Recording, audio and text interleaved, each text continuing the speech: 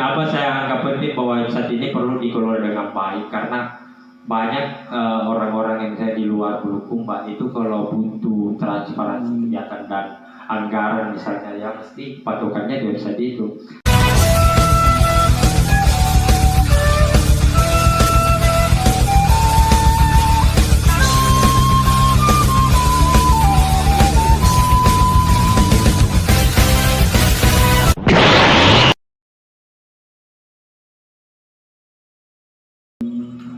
Iya, Anda juga adalah seorang politisi di PSI tidak ya? Iya, bagaimana Anda melihat iklim demokrasi dan politik di Indonesia? Aduh, sebenarnya cukup ini pertanyaannya berat sebenarnya.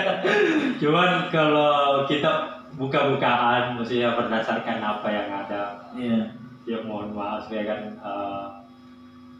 Bagaimana kan kalau misalnya saya belajar, misalnya kayak coba menarik apa yang kita lakukan di PSI dengan partai lain.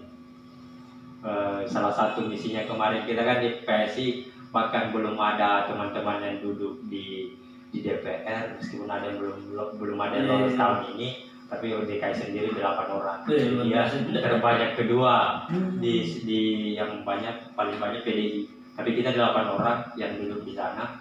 Bahkan sebelum teman-teman yang duduk di legislatif itu kita sudah mencoba bagaimana caranya supaya tidak ada lagi intoleransi dalam politik. Makanya bahkan persoalan kesetaraan gender juga kita usung di partai itu. Makanya kita minimal 40% ya harus perempuan, baik di pengurus dan juga yang dimajukan sebagai calon. Dan kemudian bagaimana misalnya demokrasi kita di Indonesia hari ini, saya justru tidak ada unsur mesti kayak ke personalnya, tapi saya akan coba secara umumnya bahwa saya justru melihat hari ini kalau misalkan di skala kabupaten misalnya Bulukumba, mohon maaf ya, kita di penelitian sana gitu. Iya, saya kan kemarin saya sempat ini beberapa minggu lalu itu saya coba kritisi yang persoalan transparansinya melalui website, dan itu satu hari setelah saya kritisi melalui media, website DPRD-nya di hacker, entahlah siapa hackernya. Jadi intinya pada hacker itu kalau kita buka itu yang muncul itu beberapa pesan dari hacker bahwa tuan-tuan dan puan gitu. Kemudian kenapa saya anggap penting bahwa website ini perlu dikelola dengan baik, karena banyak orang-orang yang saya di luar Bulukumba itu kalau butuh transparansi kegiatan dan anggaran misalnya, ya mesti patokannya di website itu. Sementara waktu itu saya coba lihat websitenya DPRD Bulukumba, ini kayaknya aneh, bahkan kalau dibandingkan dengan website-website cuman tingkat sekolah masih mending. Padahal ini website DPRD Kabupaten separah ini. Struktur nama iya yang di periode ini, tapi fotonya masih paham Sapaki. Makanya kayak saya akan misalkan sering diskusi dengan teman-teman politisi di DKI juga. Kayak saya mesti kalau bukan di website seperti ini, saya coba promosikan teman-teman DPR di Bulukumba misalnya, lalu di mana lagi? Karena kalau mencoba buka media sosial pribadinya lebih parah lagi, karena saya banyak melihat itu justru yang diposting di media sosialnya bukan tugas yang dirana sebagai anggota dewan, yang diposting kan paling usahanya atau paling nongkrong di ini. Makanya kan menurut saya untuk tanggung jawab moralnya ke masyarakat tidak ada di situ, bahwa sebenarnya anggota dewan itu ya dia punya tanggung jawab bagaimana caranya supaya masyarakat terinspirasi dari kegiatannya. Sementara kalau dilihat dari media sosial pribadinya misalnya, yang diposting kayak foto-foto seksi misalnya, usaha pribadi terus mau terinspirasi di mana? Makanya ini aneh, apalagi kalau kita buka websitenya juga di tata kelolanya hancur. Makanya wajar kemarin saya coba pertanyakan, ini bagaimana transparansinya?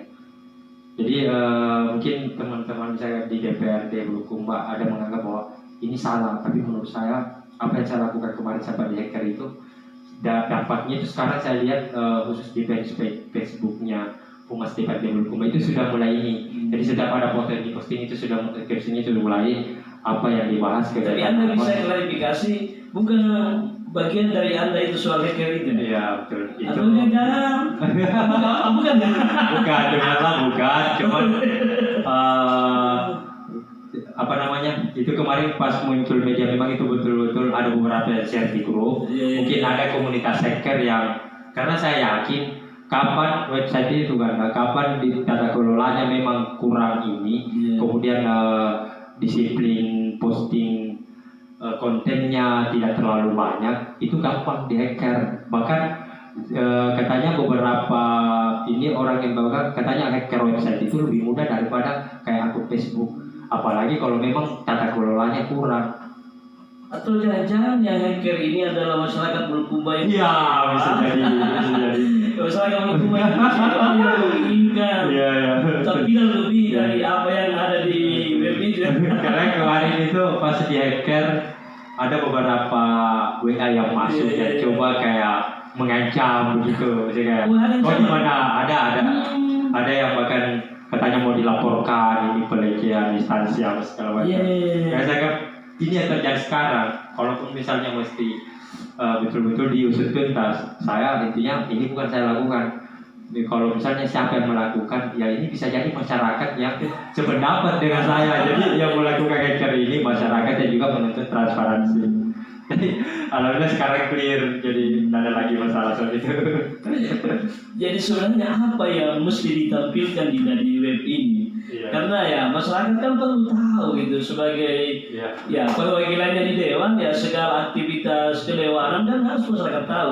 Nah sejauh ini web itu apa saja yang tampil? Jadi kalau bicara website sebenarnya kita di situ bukan cuma adanya transparansi anggaran. Maksud saya kan kenyataannya kan hari ini Bulukumba secara umum bahkan banyak masyarakat yang tidak tahu siapa ketua DPRD-nya, siapa namanya, siapa orangnya. Makanya itu juga tidak mesti anggota DPRD ini dia harus turun ke setiap rumah, program sosialisasikan apa yang dilakukan, siapa-siapa anggota DPRD-nya. Makanya penting pembenahan di website ini supaya sekarang kan hampir semua orang sudah punya koneksi jaringan. Dan saya kira lewat website itu persoalan itu bisa ada transparansi. Misalkan setiap tahun ada beberapa anggota DPRD yang ke Jakarta, saya kira kan itu bisa dijadikan konten website apa yang mereka lakukan di sana. Setelah kembali di sini sejauh mana hasil dari studi bandingnya misalnya. Hari ini kan tidak ada, jadi kita tahunya iya dia ke Jakarta, cuman kita tidak tahu apa yang dilakukan. Padahal itu mesti dilakukan. Bagaimanapun juga kan kamu ini wakil kita di ini ya harus sampaikan dong kita. Jadi dan itu saya kira harus melalui website karena tidak mungkin juga setiap anggota DPRD yang posting transparansinya itu. Ya, jadi web sebenarnya itu bagian dari pertanggungjawaban publik tidak ya? Jadi website itu selain transparansi penggunaan yang memang harusnya dipertanggungjawabkan di masyarakat setiap sen uang, di situ juga supaya kita betul-betul tingkat kepercayaan publik ini. Dan saya justru kemarin waktu proses kampanye juga hampir setiap suara yang saya dengar itu selalu kayak intinya ada uang, karena bagi mereka setelah jadi anggota DPRD itu kayak ada yang sudah mulai tutup kaca, tidak lagi upaya untuk kembali ke masyarakat. Saya kira kan itu salah satu penyebabnya karena tidak ada upaya untuk kembali menyapa masyarakat. Jadi dan itu memang tidak bisa, maksudnya anggota DPRD ini mesti door to door kembali ke masyarakat. Tapi saya kira kan ada banyak jalan, salah satunya mungkin melalui website supaya kita juga masyarakat ini tahu apa yang kalian lakukan, apa yang kalian bahas di ruang-ruang gelap itu yang katanya membahas uang rakyat. Jadi kalau tidak ada itu ya gimana lagi gitu. Jadi mestinya ke depan DPRD ini harus lebih mempercantik, memperbaiki, buat lebih bagus itu websitenya, ada segala aktivitasnya itu harus ditampilkan di situ, Dinda ya.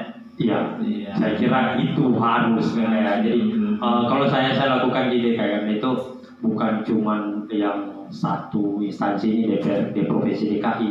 Bahkan kita itu saya kan juga membantu teman-teman yang kita tagline-nya siap kerja siap diawasi. Setiap hari itu kita semua media sosial anggota dewan itu dia mesti posting apa yang dia lakukan hari ini, apa yang berapa agendanya, dan saya kira itu penting supaya kita ini yang konon katanya diwakili oleh mereka, kita kan hari ini kadang kita tidak tahu apa yang mereka lakukan setiap hari.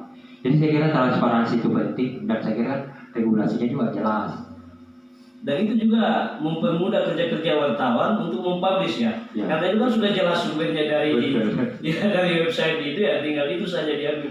Mungkin begitu tidak. Nah ini ada yang saya mau tanyakan juga soal kita baru saja selesai melaksanakan pilkada pemilihan kepala daerah tingkat kabupaten maupun Madinah. Nah bagaimana Anda melihat anak muda soal ya perhelatan kemarin tidak?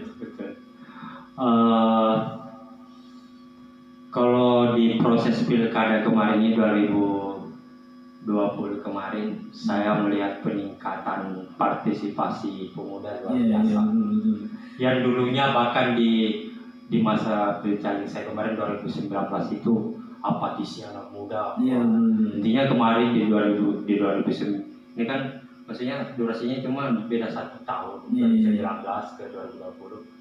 2020 ini justru saya melihat itu bahkan sampai menyentuh di tingkat SMA. Jadi anak-anak SMA juga sudah mulai kayak kalau nongkrong itu sudah ada upaya membahas mana yang bagus. Meskipun sebenarnya dia tahunya orangnya kayak gini. Jadi saya mungkin salah satu faktornya juga karena sekarang hampir kita interaksinya meskipun misalnya dia ada dalam ruangan tapi itu dunianya luas. Misalnya kalau dia buka media sosialnya itu akan disuguhkan dengan pembahasan politik. Jadi mau tidak mau ya dia harus berbaur.